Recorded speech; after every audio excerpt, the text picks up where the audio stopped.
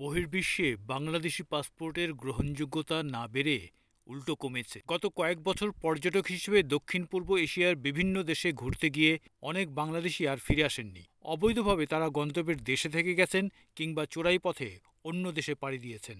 এইসব কারণে এই অঞ্চলের দেশগুলোয় বাংলাদেশিদের জন্য ভিসা ইস্যু বন্ধ হচ্ছে কিংবা জটিলতা বাড়ছে। গত কয়েক বছর বাংলাদেশি পর্যটকদের অন্যতম গন্তব্য হয়ে উঠেছিল দক্ষিণ পূর্ব এশিয়ার দেশ ভিয়েতনাম। পর্যটক হিসেবে ভিয়েতনামে ঘুরতে যাওয়া বাংলাদেশিদের অনেকেই আর দেশে ফেরেননি, প্রতিবেশী কম্বোডিয়া বা লাওসে চলে যেতেন। এমন পরিস্থিতিতে চলতি বছরে বাংলাদেশিদের জন্য ভিসা ইস্যু বন্ধ করে দিয়েছে ভিয়েতনাম। ভিসা অনুমোদনে বাংলাদেশিদের জন্য নয়া শর্ত ও জটিলতা বাড়িয়েছে সিঙ্গাপুর, থাইল্যান্ড ও মালয়েশিয়াও।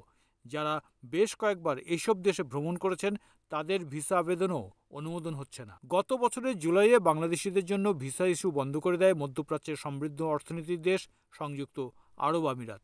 সম্প্রতি বাংলাদেশিদের জন্য সীমিত পরিসরে ভিসা চালুর ঘোষণা দিলেও এক্ষেত্রে দিনে ভিসা দেওয়া হচ্ছে মাত্র 30 থেকে 50টি। মধ্য ও নিম্ন মধ্যবিত্ত বাংলাদেশিদের ভ্রমণের সবচেয়ে বড় গন্তব্য ছিল ভারত।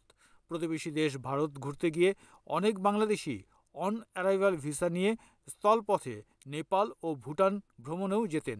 তবে গত বছরের 5ই আগস্ট দেশে ছাত্র জনতার গণ অভ্যুত্থানের পর ভারতের পক্ষ থেকে ভিসা ইস্যু প্রায় বন্ধ করে দেওয়া হয়। ভারতের ভিসা না পাওয়ায় বাংলাদেশিদের নেপাল ও ভুটান ভ্রমণও সীমিত হয়ে গেছে। আবেদনকারীদের চাপ বেশি হওয়ায় বাংলাদেশিদের জন্য থাইল্যান্ডও পর্যাপ্ত ভিসা দিতে পারছে না।